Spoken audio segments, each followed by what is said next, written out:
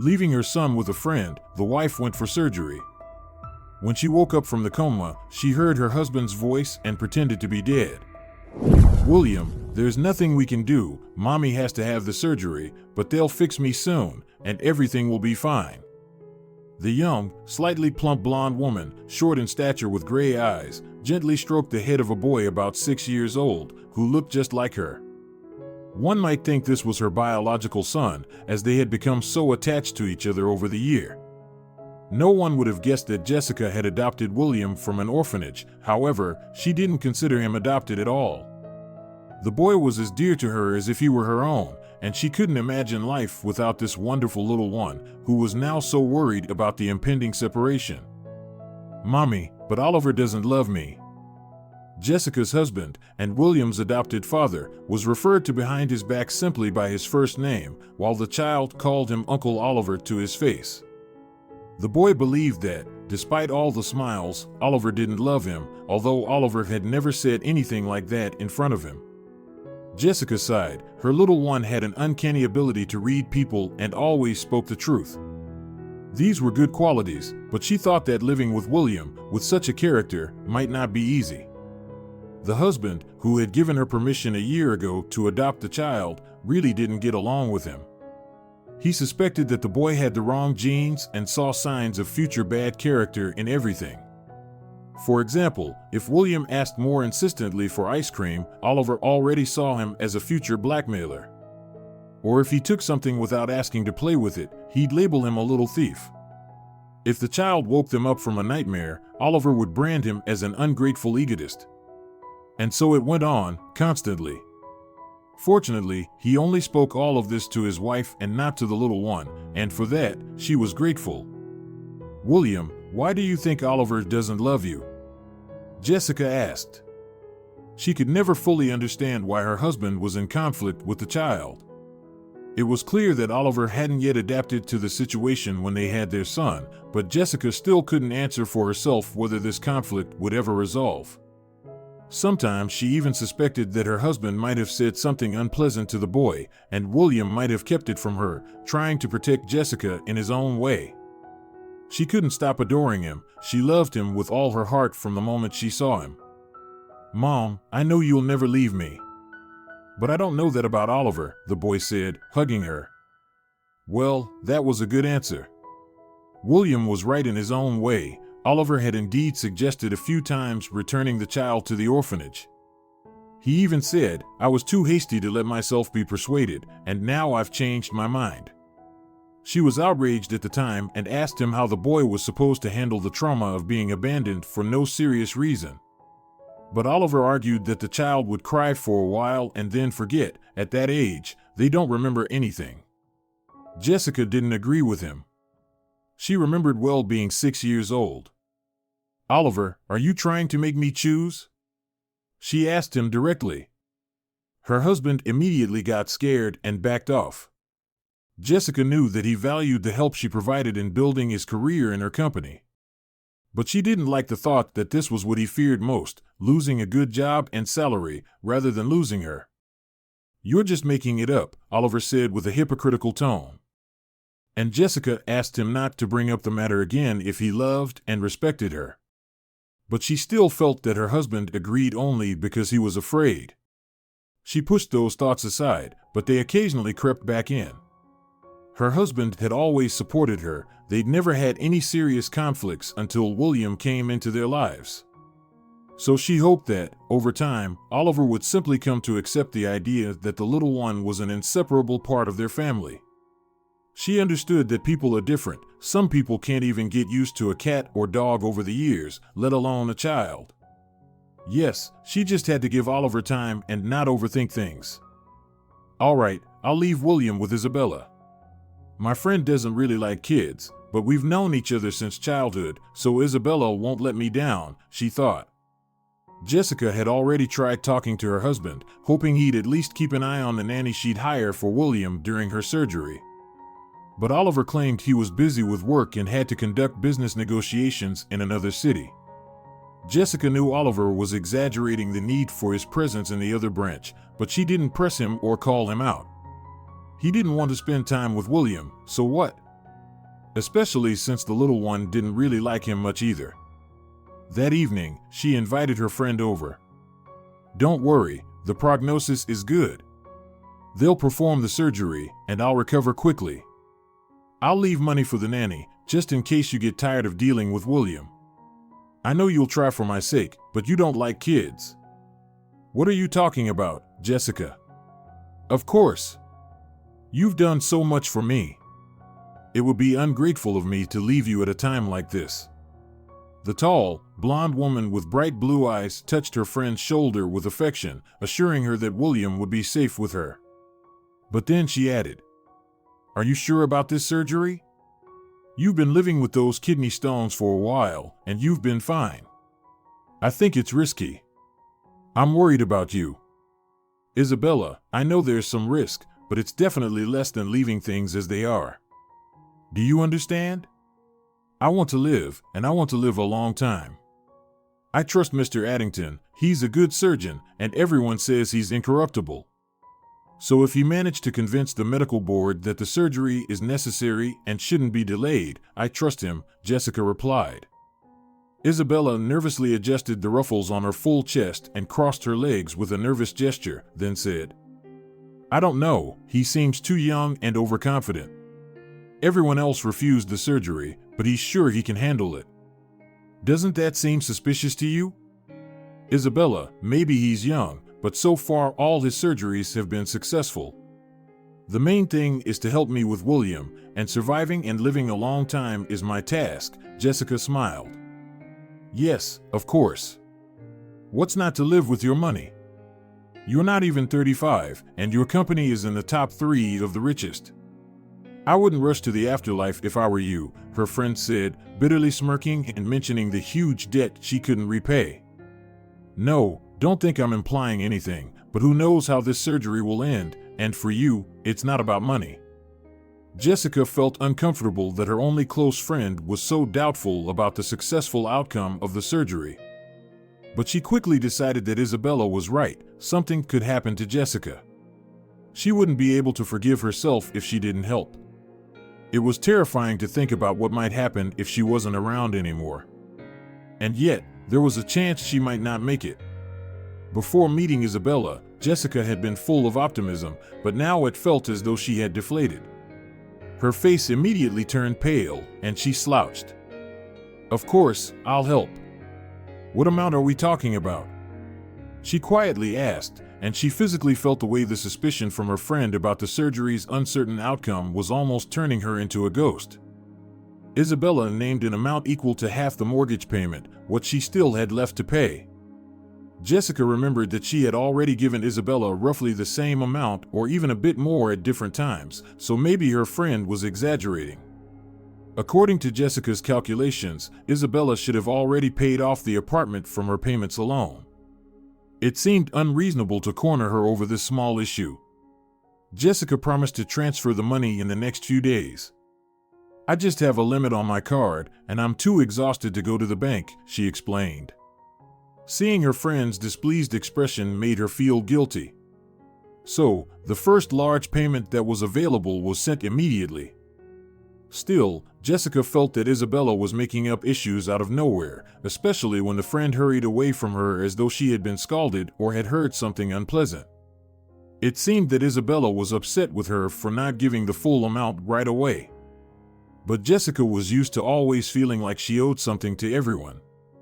It had started long before she became wealthy, probably from as long as she could remember. Yes, it all began when her mother ran away from her father. At that time, little 6-year-old Jessica didn't understand why.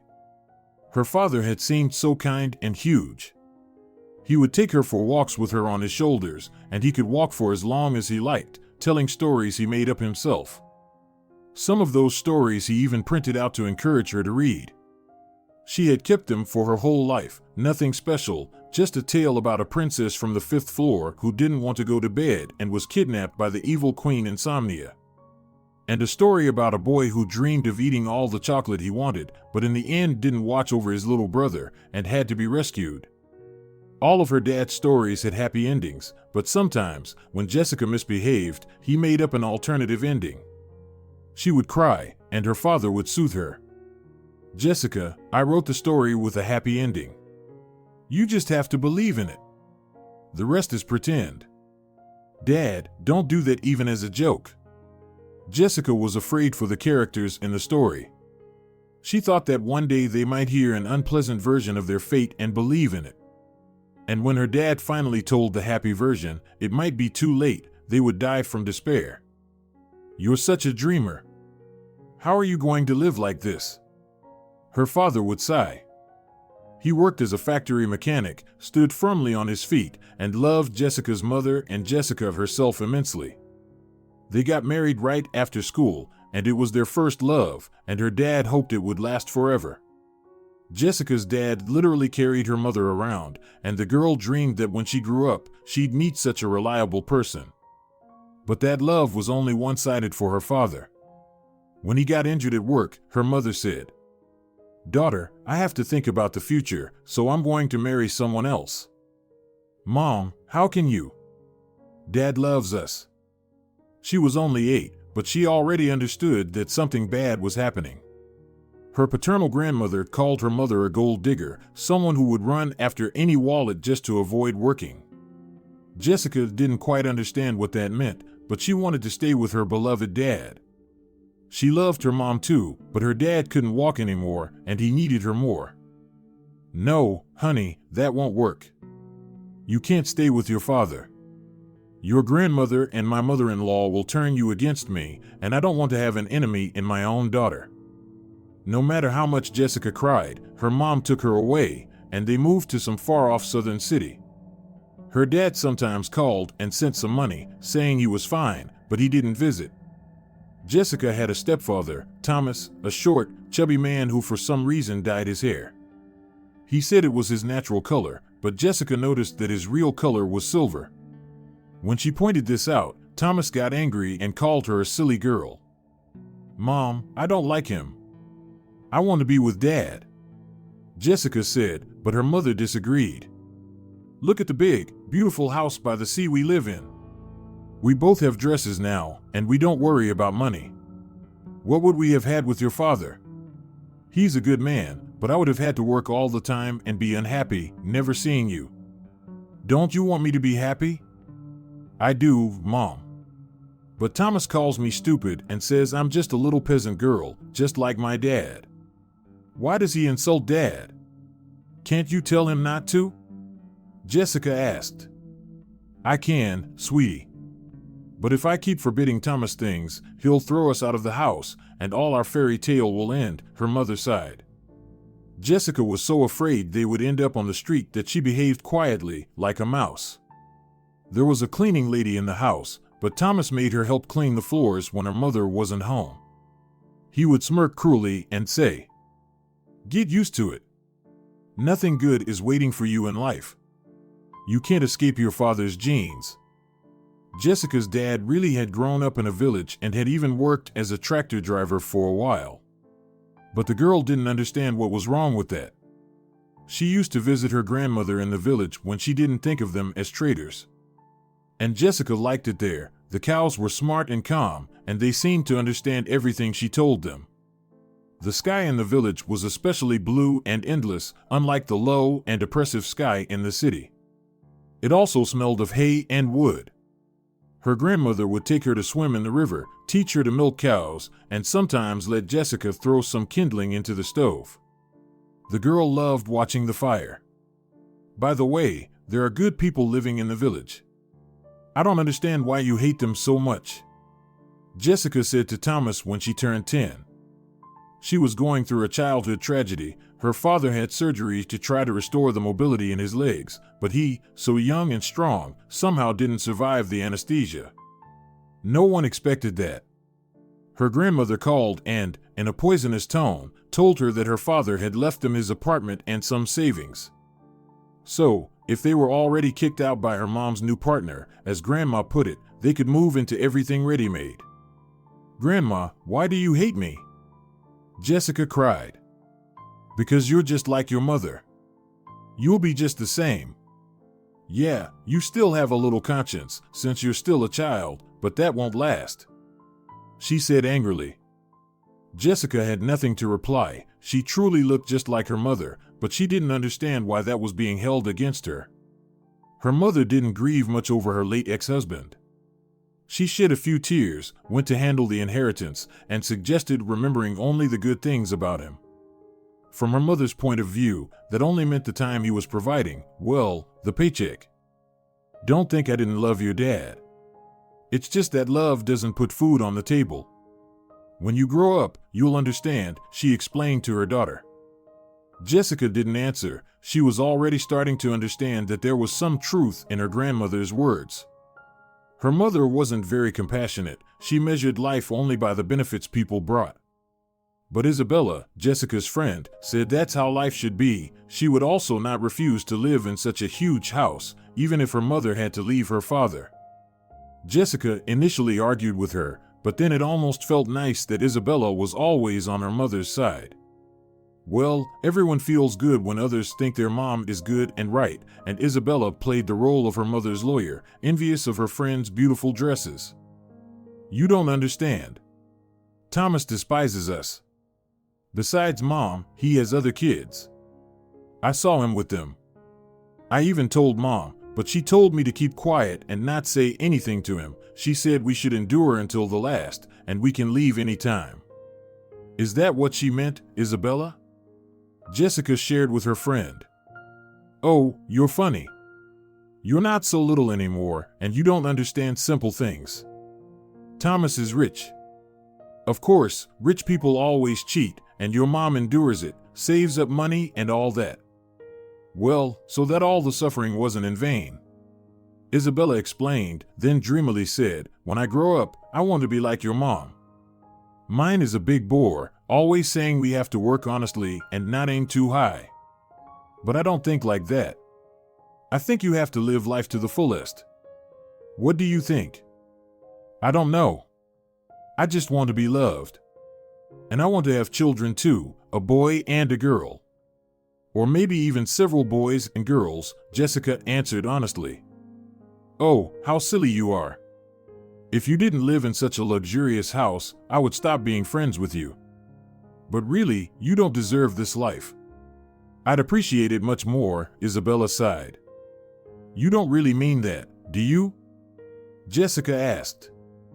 Isabella looked at her strangely, as if she were crazy, then sighed and said she was just joking. Jessica, although naive, immediately understood that her friend was serious. But she didn't blame her. Isabella's mother was a cleaning lady, her father drove an old car as a taxi driver, so her friend lived in poverty, and she thought that if her family had money, everything would get better. But unlike her, Jessica knew that good clothes, food, and a house only highlighted unhappiness, but she couldn't explain that to her friend. It was something each person had to realize on their own. The girls grew up and graduated from school. Thomas never left her mother, they moved abroad, and Jessica moved into her father's old apartment and invited Isabella to come with her since she didn't want to live in a dorm with her parents and two older brothers. Her mother paid for Jessica's good education, but even as a student, she started working. It was hard to explain, but she didn't want to live on the money from that awful Thomas, who treated them like servants and didn't see them as people. And when, in her third year, Jessica asked her mother to stop sending money, Isabella spun her finger at her temple, saying how crazy it was to take side jobs with such a stepfather. I'm getting married. I see you're impossible to deal with, Isabella said, tired of the meager student diet. But Daniel doesn't love you, he's a spoiled playboy. Jessica tried to talk her out of it.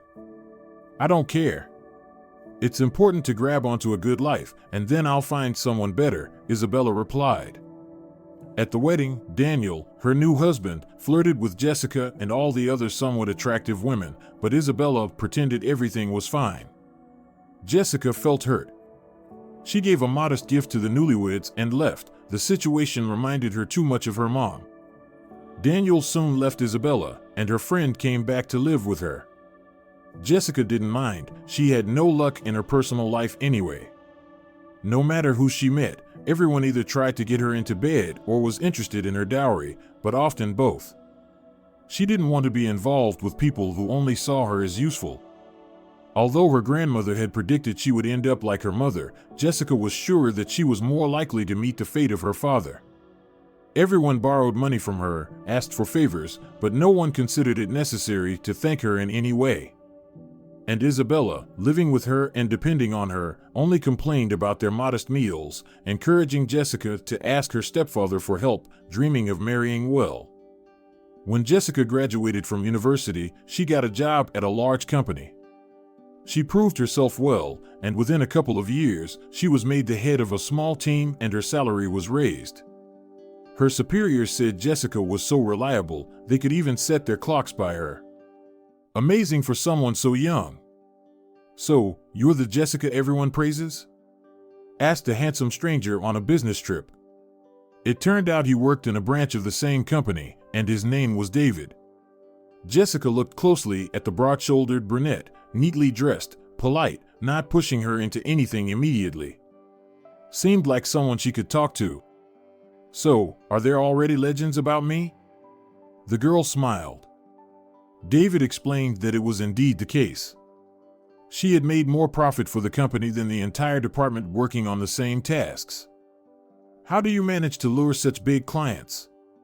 I thought you were one of those really flirty types, wearing red dresses and high heels," David said. "No, just a regular country girl, nothing special," Jessica unexpectedly remembered that's how her stepfather had once described her. "Don't say that. You're quite pretty, just a bit too strict for your age." "But there's some mystery to you," David confessed. After several dates, Jessica admitted that she took choosing a life partner very seriously and wasn't planning to enter a relationship before marriage. Usually, at this point, all potential candidates would back off, so Jessica was ready for David to stop calling her. She really wanted a family and children, but she wasn't going to waste time on someone who wasn't serious about her. She thought that this requirement would help her find the right one, thoughtful, reliable, a good father for future children, and a faithful husband. David, indeed, disappeared for about 3 weeks, but then came back. "You know, this is all really strange, but I've been thinking, it's actually good that I'll have such a loyal wife." He hadn't proposed yet, but Jessica's heart started melting at the word wife. Isabella had gotten married for the second time and teased her friend, who, at 24, still hadn't had any serious relationships. 6 months after courting, David introduced Jessica to his parents. They received her warmly, calling her serious and worthy. However, they slightly recoiled when they found out she lived on the outskirts of town. David had a luxurious apartment in the city center. On the other hand, housing is something that can be acquired. "David told me you love working?" his future mother-in-law said. "We'd rather have grandchildren," muttered David's father, but immediately fell silent under his wife's angry gaze. It was clear that the woman ruled the house. Jessica got married, and at first, everything was very good, but then it turned out that David periodically underwent treatment for alcoholism, which ran in the family. The same problem had been with his father. When David relapsed for the first time and quit his job for a year, she thought she wouldn't be able to leave him. She tried, helped, didn't want to be a traitor. But this continued year after year, while she worked hard to earn more, building her career. It wasn't easy to support the entire family budget, and her husband's treatment required a lot of money. Jessica paid for an expensive therapist for him, but nothing helped. He kept relapsing. "It's all because you don't want to have a child," David would say. Jessica didn't tell him that she had started using protection as soon as she found out about the chronic family illness on his father's side. She didn't want a sick child. "David, you should get better first. And by the way, do you want to leave me?" she asked. "Why do you keep nagging me?" her husband would protest. So Jessica endured for 7 years, always believing that the happy tomorrow was just around the corner. Her mother advised her to leave and stop suffering, but that only fueled Jessica's desire to not betray him. She was already tortured by the fact that, in a way, she had participated in her mother and grandmother abandoning her father. This time, she wanted to do things the right way. And so, she got stuck in a trap. On one hand, she wanted children and to stop suffering, but she also began to realize that David wasn't suffering. He was more likely enjoying his problem, unlike her. On the other hand, he was her first man, and Jessica had planned to spend her whole life with him. She didn't want to betray him. Such was the trap. After 7 years, she finally got divorced. The last straw was when David stole their joint savings and nearly set their apartment on fire while drunk. She returned him to his mother. She was furious at first, saying that today's youth was weak and she had endured it and nothing had happened. When that didn't work, she promised to transfer the apartment to Jessica if she would stay with David for another 3 years. Do you really think I was with your son for the money? By the way, I manage a branch, and that's the only benefit I've gained from being with your son. There was nothing to do at home. I was building my career, and now I can buy such an apartment in 3 months.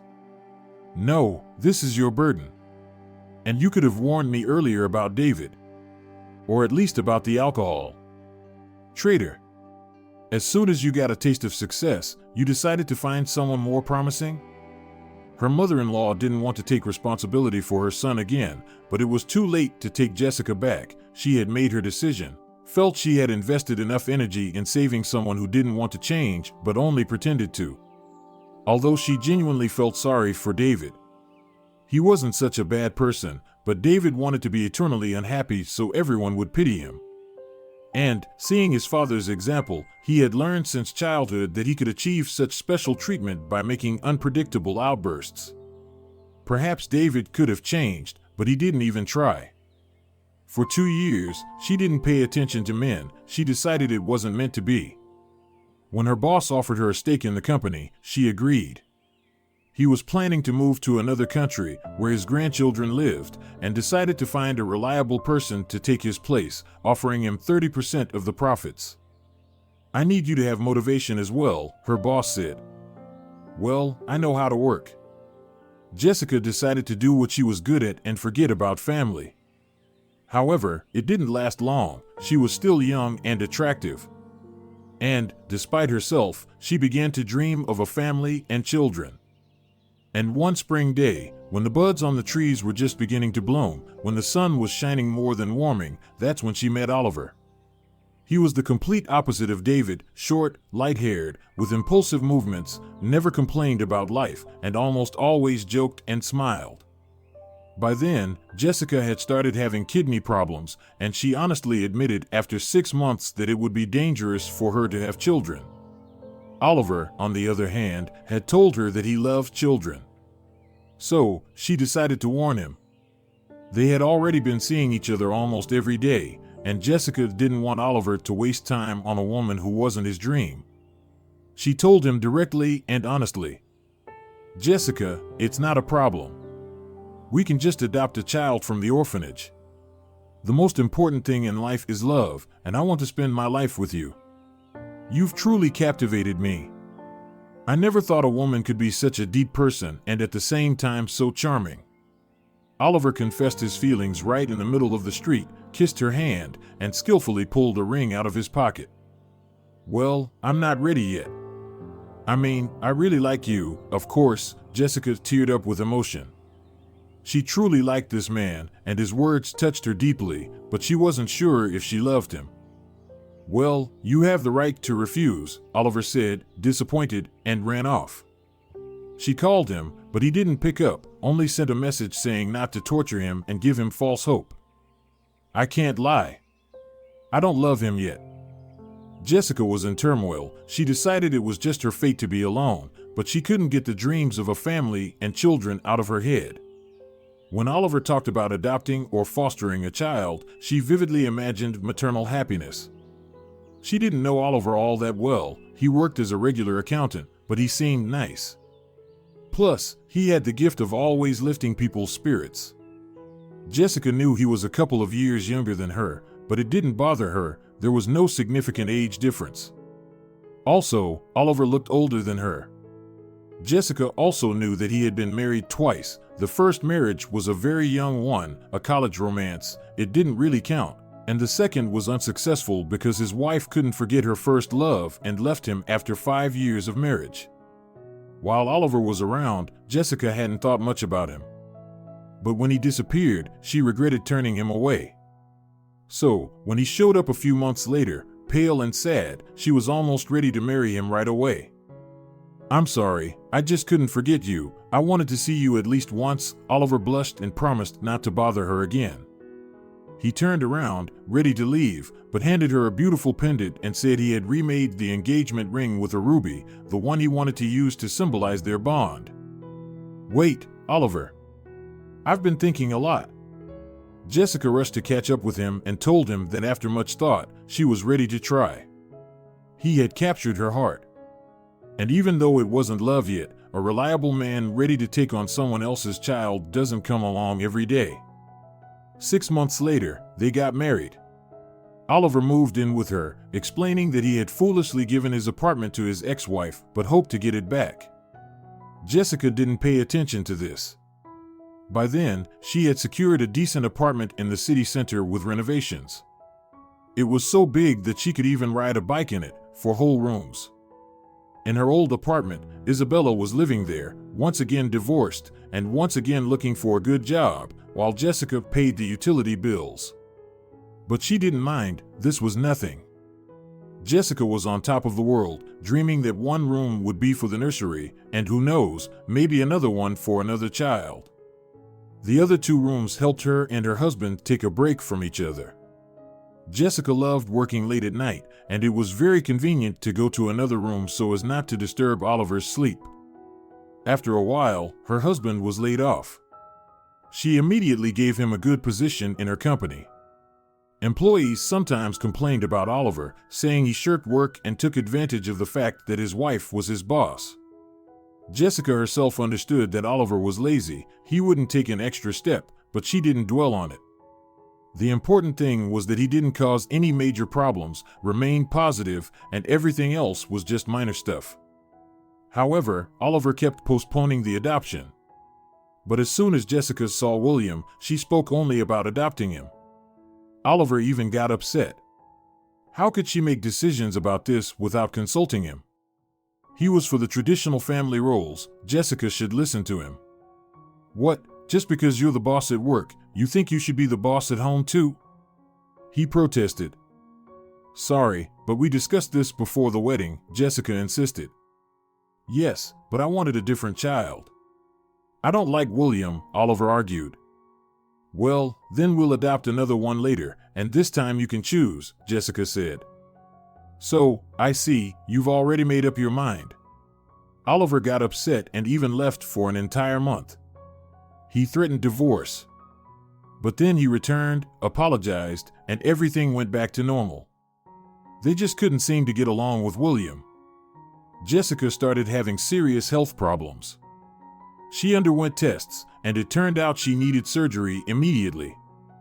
Dr. Oscar Addington said she had come in just in time. She was literally born in the proverbial shirt. "You know, I think William brought misfortune. As soon as we adopted him, this happened," Oliver said with a grim look. "Don't talk nonsense," Jessica snapped. She didn't like it when her husband spoke badly of their son. She constantly feared William would hear it and feel the same pain she once felt when she heard similar things from Thomas. William had it worse, because she had a biological mother who loved her and a father who gave her plenty of affection in her early childhood. But William had been abandoned in the orphanage and never knew parental love and care. "Jessica, I'll support you, I'll never leave you, and I love you, but I'm just tolerating this adopted little wolf for your sake." "My opinion won't change," Oliver said. She didn't reply, just sighed. "Well, the most important thing now is to recover, and then things will work themselves out. Oliver can't seriously stay angry at the little one forever. He's a good, kind person, otherwise he would have left me, a sick woman," Jessica thought. Of course, she understood that Oliver was still selfish, but it was clear to her that, compared to David, he was almost a saint, though, as they say, it's never wise to seek perfection.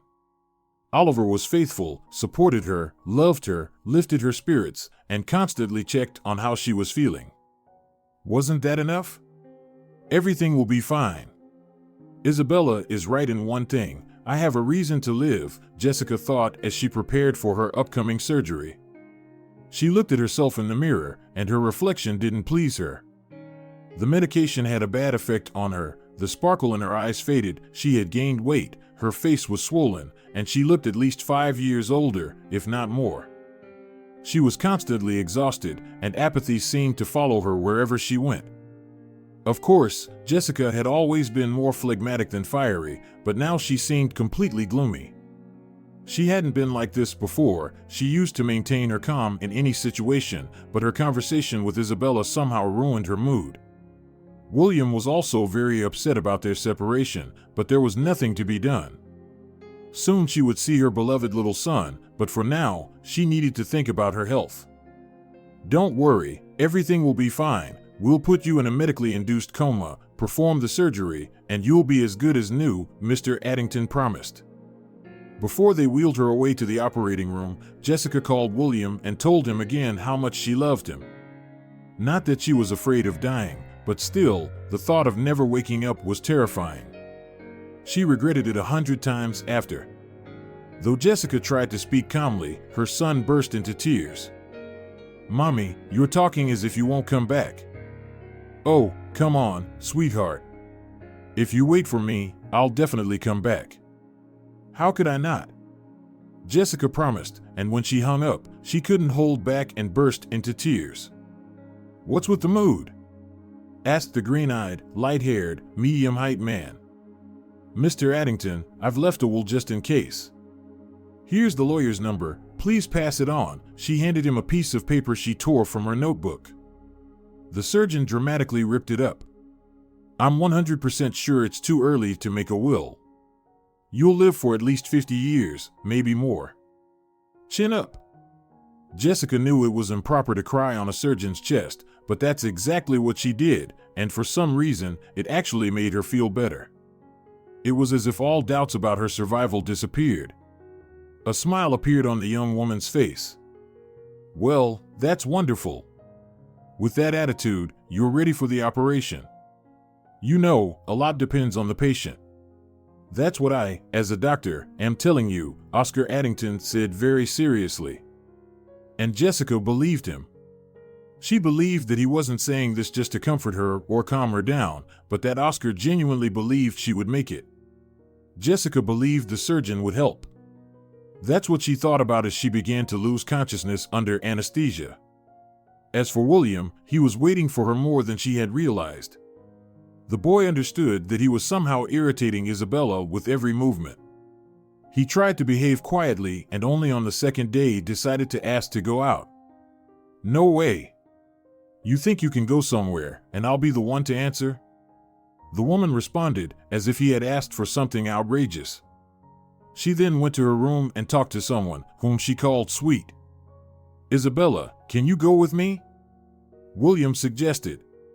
He couldn't sit still, his mom was still unreachable by phone, and Isabella didn't want to take him to the hospital, as he had asked, although she was always leaving the house, but never had time for his mom.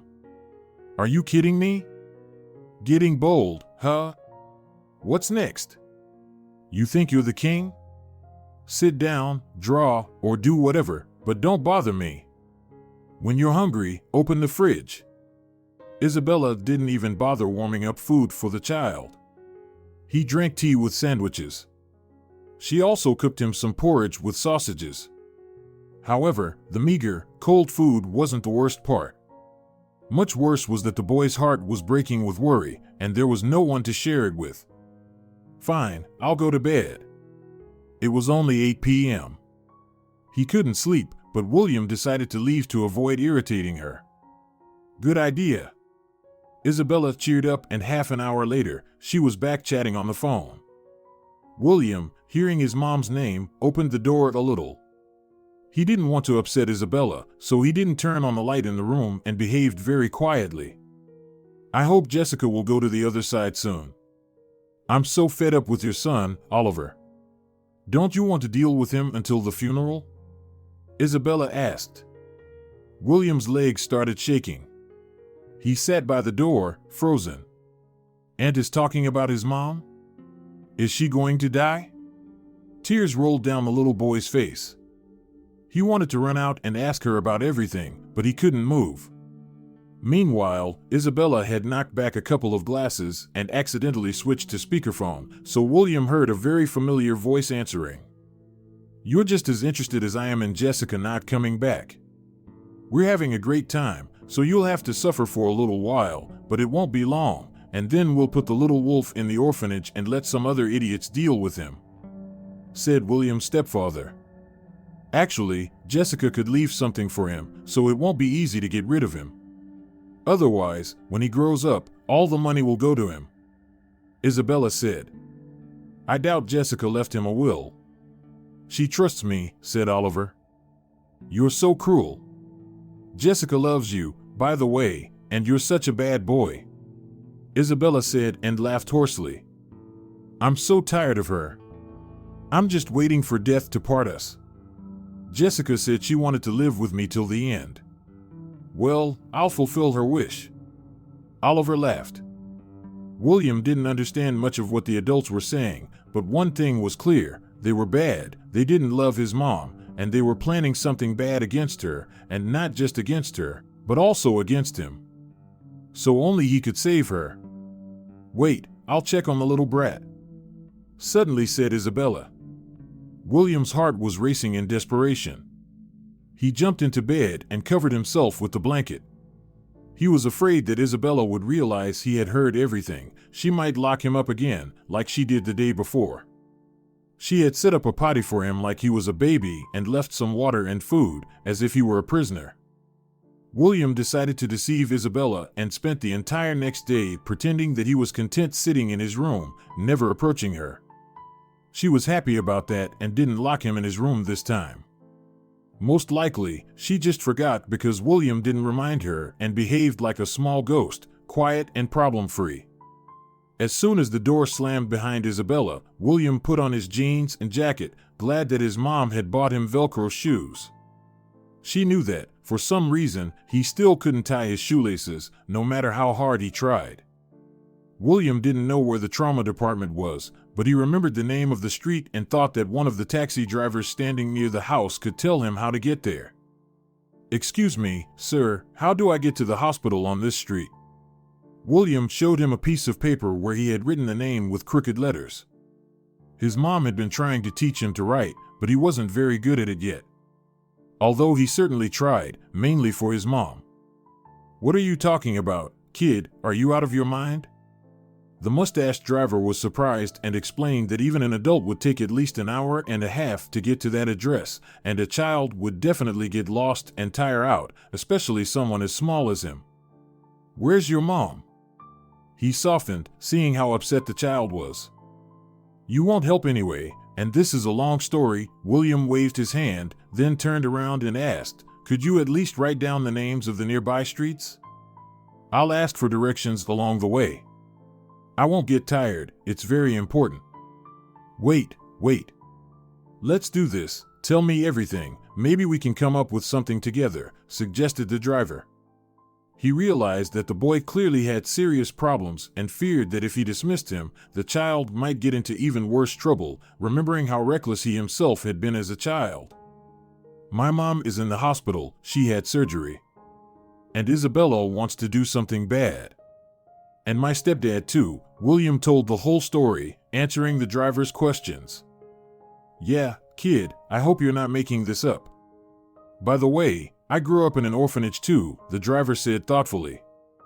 Do you know that it's not safe to talk to strangers and tell them everything about yourself? Of course, where else could I go? Sighed William. When he was still in the orphanage, the older boys often took him to the cemetery to beg for candy from kind women. They taught William a bit about reading people. Even though he was still young, he somehow trusted this man, Oscar, believing that he wouldn't hurt him, though he was still scared. But he feared for his mom much more. All right, here's the plan. I'll take you to the hospital. We'll give the note to the doctor, then I'll bring you back and keep an eye on you. Sorry, life has taught me not to trust even children. When I was little, I lied without a second thought, said the driver, sighing. But I don't have any money, William blushed. He was small, but he understood you could only ride in a car if you paid. Walking, though, was free. Oh, you little rascal. Why didn't I say this right away? Get in, let's go. The driver laughed and handed him a piece of paper and a pen. Write a note to your mom for now. What should I write? William asked. He understood that his mom was in danger, but didn't know exactly what kind. Well, I don't know. You figure it out, buddy. The driver didn't want to give the boy advice. He still thought the kid might be making things up, so he didn't want to offer any ideas. William scratched his head, then scratched again and decided to write, Uncle Oscar, please watch over my mom. She's in danger. I heard it myself. William. He didn't know exactly how to spell danger, but figured he got the point across, and the letters were readable, adults would understand. Here, we're at Jessica's. She just had surgery, said the driver at the reception desk. She hasn't woken up yet. Maybe you could speak to Oscar Addington?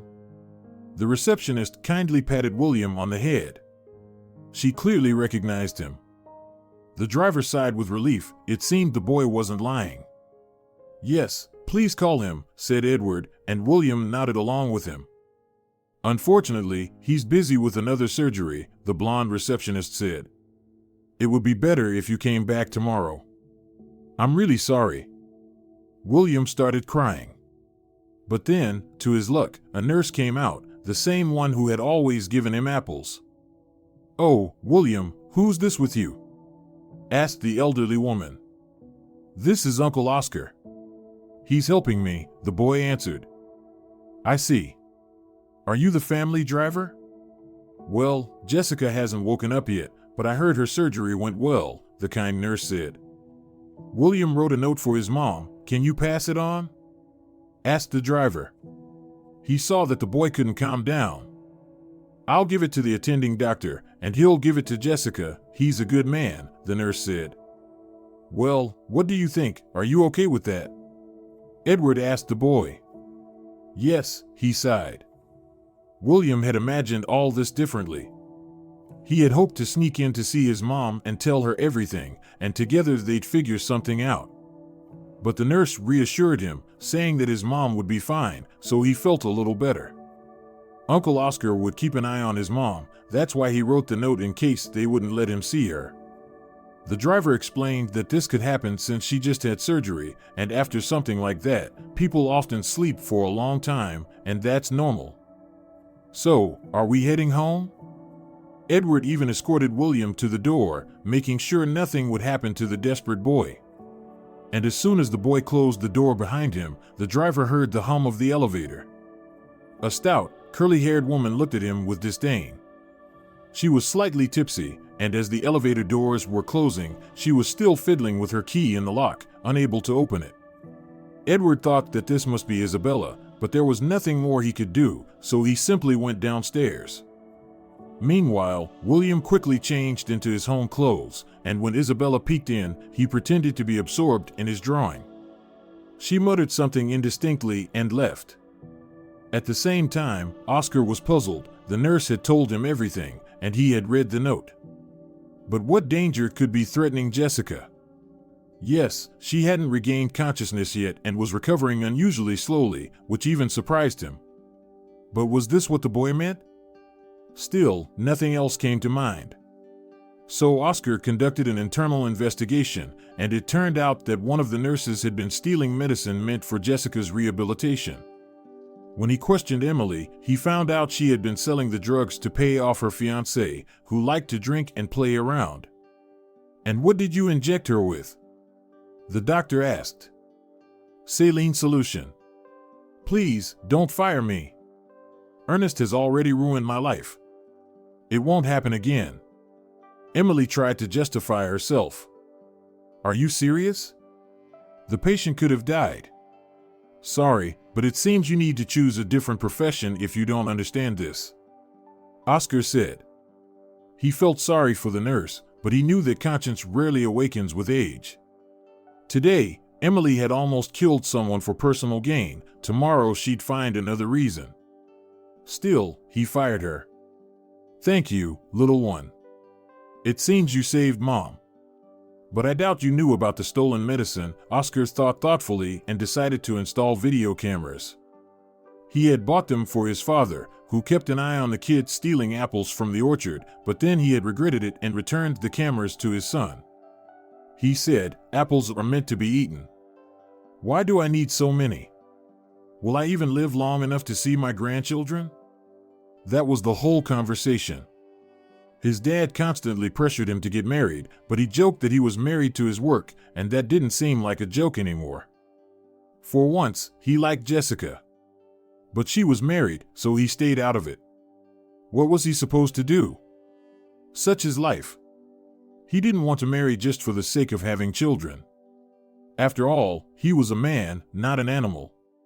Several colleagues had been in love with him, but Oscar didn't like them. They were too forward. He didn't like when people tried to take him by storm. It was scary to think about what they would expect from him if he became their husband. And, frankly, he just didn't feel anything for them. We choose, and we are chosen. While Oscar was thinking about the mismatch in personal preferences, Jessica finally woke up. She wanted to call someone, but then she overheard an interesting conversation from visitors who were in her room. "Maybe we should just help her pass away? How much longer are we going to wait?" Isabella said. "We can't act directly like that. I hired Emily to leave her without medicine, but my wife still hasn't died. She's surprisingly strong. And now they've fired Emily," Oliver sighed. "Oh, if only we knew what she wrote in her will," Isabella sighed. "Does she even have a will?" "My wife really wanted to live. She was absolutely certain of that," Oliver said with a tone that suggested he was genuinely upset by his wife's behavior. At that moment, Jessica, feeling more than anything that she wanted to die, was afraid to move. It hurt physically from the surgery and from the fact that she had suddenly lost both her friend and her husband. Her heart was pounding, and the equipment responded to the pressure spike, beeping like a siren. "Hey, looks like she's dead. We need to call the doctors," Isabella said, either pleased or scared. "Let's just leave here, so they don't blame us for something later," Oliver suggested. Judging by their conversation, both were convinced that the beeping of the equipment signified Jessica's death. As soon as the two villains left, almost immediately Oscar came rushing in and happily said, "You woke up. I'm so happy. By the way, I bumped into your husband in the hallway, but he seemed frightened. Should I call him? He'll be so happy. Please, Mr. Addington, tell him I'm dead. My husband is very dangerous." "Hide me," Jessica whispered. "You've been in a coma for a long time. All sorts of things happen after that. Don't worry so much." The doctor thought Jessica was still out of it, but then remembered the note William had passed on. He also mentioned danger. "I'll check the camera footage," thought the doctor, and opened the video on his phone. Oscar's eyes widened, and his face grew pale. "I'm sorry for not believing you. By the way, William came to see you. He told Jessica everything that happened while she was in a coma. I'm so scared for him." Jessica whispered and began to cry. "It's my fault. William said he didn't like either Oliver or Isabella, but I didn't believe him. You're not to blame for not seeing maniacs in people. Let's sort this all out step by step. First, I'll tell your husband that you're not here, but by phone, so he doesn't come back to look at your body. Then I'll help you with William. Though I don't know how yet. But I think we'll handle everything," said Oscar. A couple of hours later, he called Oliver and told him that Jessica had fought but passed away. Then he informed Isabella, unsurprised that they seemed to be in the same room based on the music he heard. "Looks like they're celebrating their rich future," thought the doctor. "You know, before she passed away, Jessica woke up and asked to say something important to William personally. I can't break the promise I made to the deceased," Oscar said. "Oh, it's probably something trivial." Isabella didn't want to see the doctor, but he didn't back down. he needed any excuse to see the boy. Eventually, Isabella reluctantly agreed. "What does he want?" asked Oliver when she hung up the phone. "Let him come, some sentimental idiot. The important thing is we'll be rich." Isabella explained that the doctor wanted to tell the boy something in person. So, that evening, Oscar pretended to hand the child a coloring book that his mom supposedly sent him. Isabella waited in the next room, so the doctor said one thing and showed another. "William, your mom loved you very much," he said. The note, however, read, "Don't be afraid. Mom is alive. You live on the second floor. Just go to the window at 2 a.m. and I'll pick you up. Here's the instruction. And don't forget to cry and pretend that your mom really is gone." William nodded anxiously. "Is she okay?" Instead of answering, Oscar played a video through headphones where Jessica said that she really sent the doctor to him and that she loved him very much and everything would be fine. The boy smiled, but when Isabella entered, he put on a gloomy expression. Oscar thought the child was quite clever for his age, not panicking, which he had feared. After all, William was only 6. And involuntarily, the doctor thought he would like such a son and such a wife as Jessica. But it was too early to think about that now. First, he needed to help the patient. Jessica was in a separate room, which he kept locked. As for Oliver, it turned out to be easier than expected. Oscar said, "You know, Jessica will have to be buried in a closed casket. Her skin was deformed. I wouldn't want you to remember her like that." "I don't care." Oliver dismissed him at the morgue. And when the employee, whom Oscar had bribed, looked at him in surprise, he snapped out of it and said for propriety, "Well, yes, what a tragedy. The formalities don't matter." The funeral was scheduled for 3 days later, and that night, as agreed, Oscar helped William escape. The second basement floor was quite low, but still, the ladder the doctor had taken came in handy. He was very worried that someone might notice and make a fuss, thinking they were kidnapping the child. But luckily, Isabella's apartment faced a construction site, so no one paid them any attention. "William, my happiness." Jessica embraced her son and sighed. "How much weight you've lost. Has Isabella been hurting you?" "Mom, it's okay. We're together now, right?" "But it was really scary," the child said, and in 5 minutes, melted into her embrace and cried his heart out. He told her all about his misfortune. "Please, don't leave me again," William sobbed. "I promise, son," Jessica whispered. They stayed together in the secret room. It had both a bathroom and a shower, so it was easy. And in the fridge, Oscar left them enough food. There was even a microwave. Oscar also made sure there was a separate bed for the boy. And a couple of days later, he showed Jessica a video of her own quick burial. The widower looks way too happy, and Isabella looks more like a newlywed, though she really does look good in that tight black dress, Jessica sighed. By the way, did she report William to the police? No, and she doesn't intend to. At the funeral, she said the orphan ran away, but that's not her problem. She's not even the responsible one, sighed Oscar. How could I be so wrong about people? Jessica rhetorically asked herself. Oscar didn't answer, though he understood well that in family and friendship, it's normal to trust, even for a businesswoman. Jessica was just a normal woman, maybe too kind and trusting of those close to her, but that certainly couldn't be held against her. A month later, the notary called Oliver and Isabella and said it was time to discuss the late woman's last will. "Shall we go separately?" Isabella asked. "What difference does it make now? This notary doesn't care about us."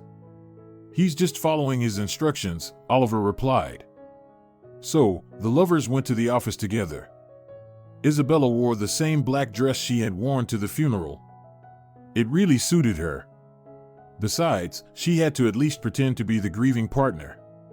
Oliver, on the other hand, wore jeans and his favorite light shirt. He was feeling good and carefree, and didn't care about any formalities. He had endured the nagging, proper wife for too long, and now he could finally be himself. Finally, he had an easygoing woman, and he could control the money without pretending to be someone who dreamed of working all day or spending time with a stupid boy or a boring wife. He could shed the family man disguise. "Please, come in, the notary is waiting for you," invited a polite woman with a neat bob haircut and a business suit. Isabella and Oliver stepped into the door of their new future, but inside, they were met by the deceased. "What's going on?" Oliver screamed, and Isabella gasped in fear, grabbing a bottle of water from the notary's desk, biting the cap open, which was stuck, and drained the bottle in one go. "Aren't you happy about my resurrection?" Jessica pretended to be surprised. "We buried you." Oliver still hoped he was seeing a ghost. Isabella was the first to recover. "Jessica, I don't know what you were planning, but I'm so glad you're alive. You can't imagine how sad I've been." Isabella thought Jessica had faked her death to escape from creditors, pretending to be dead for some business scheme. "Really? Glad to hear that. And how's William?" she asked sweetly. "Oh, what a tragedy. He ran away. Looks like the street is his real home." Isabella continued to pretend to be very upset. "Did you report it to the police?" Jessica stopped hiding her feelings. Her face grew stern. Isabella even took a couple of steps back. "I was going to. I even called Oliver." Isabella tried to justify herself. "Stop this cheap act. She's making fun of us. Don't you get it?" Oliver was quicker to understand and immediately realized that Jessica somehow knew everything. "Don't talk nonsense. Jessica loves you, and we love her too." Isabella decided not to give up until the end and only realized that Oliver was right when Jessica called the police and presented proof that the couple had hired a nurse with the plan to kill her. The accusation was quickly filed. Isabella kept trying to convince Oliver to take the blame, but he decided that was too big a sacrifice for love. In the end, they both received serious sentences. "Dad is asking when we're getting married. He already considers William his grandson and is happy that he likes the apples from his garden." Oscar had hesitated for a long time to talk to Jessica about what was most important to him. They had been seeing each other regularly for a year, but he couldn't be sure Jessica was serious. It could be that he was just a temporary fix for her, a band-aid, and once her wound healed, she would move on to a happy life without him. She was so beautiful, smart, and, besides, rich. "And what did you say to him?" Jessica asked. She looked at him in a way that made Oscar's heart flutter. He had been afraid she wouldn't like the question, so he had asked it as if joking. "I told him, as soon as you decide, we'll get married." "I've been ready for a long time," Oscar said, trying to keep his voice steady, like a man and not like a nervous boy. "Well, then it's time to apply for the marriage license?" Jessica replied in the most casual tone. "But I'm serious. I love you." Oscar was suddenly afraid she was just joking. "I love you too. By the way, have you changed your mind about adopting a girl from the orphanage?" Jessica asked. She was still worried that one of the rooms was sitting empty, and she and Oscar had been eyeing a rather sad little girl named Evelina. But Jessica wasn't sure her new partner was truly ready to take on another child. "Of course not. We promised her. How could we joke about something like that?" Oscar was surprised. He was happy he had met the woman he loved. It just so happened that he couldn't have children, and it was dangerous for Jessica to give birth. But they both dreamed of a big family, and everything finally lined up: integrity, love, responsibility, and even Oscar's father got grandchildren. Could this really happen? Each of the future spouses thought. And William was asking himself the same question. For some reason, he felt that Oscar and Grandpa Fabian had always been in his life, just like his mom. He had only gotten lost for a while, and now his family had found him.